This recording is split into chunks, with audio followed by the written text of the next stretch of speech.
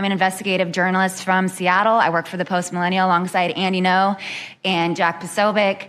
I have been infiltrating Antifa cells in Seattle and Portland for the past decade. I know their inner workings, and Antifa uses extreme political violence to crush the civil rights of their political enemies and believes that violence is justified by any means necessary. But today, I want to focus on what is happening in Portland at the ICE facility. I've been covering this for the past 4 months, and this is a call out to corporate media who has completely ignored this story or has falsely reported on it. This is nothing short other than a sustained attack on the United States, which is being supported by Democratic elected officials.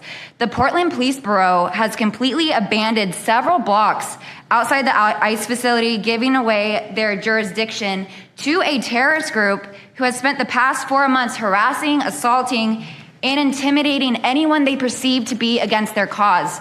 Not only have federal agents been relentlessly assaulted for more than 100 consecutive days, black-clad anarchist militants concealing their identities behind black facial coverings have been assaulting reporters just for trying to cover their crimes.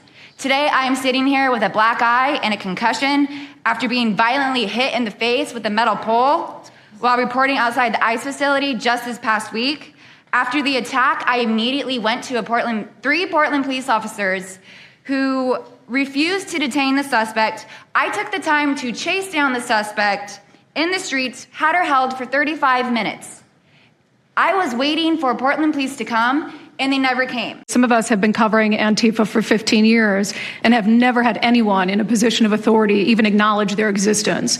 And I'll also tell you that I think that had you not done, the single most powerful thing you've done to deal with this scourge has been acknowledging that Antifa is a real thing. I genuinely believe there would be people at these tables who would be dead today and would have been killed in Portland had you not called them a terror organization and said we're going to bring the full weight of the federal government to bear. Antifa is real. Yeah. It's real. It's a threat. I just saw them last weekend over in Portland while they're causing mayhem over there. And the reason why they're such a big problem is because we have Democrats and a lot of people in the mainstream media refusing to acknowledge that they even exist, right? So how can we as a country begin to address it when you have large swaths of, these people who are supposedly decision makers and people who are supposed to inform, they don't want to say that it exists. Because the common argument is like, well, they're not a real organization because there's no national leadership, they don't have a national headquarters, so how can law enforcement go after a group that doesn't exist like that? Well, law enforcement goes after criminal groups that organize to rob banks or do smash and grabs.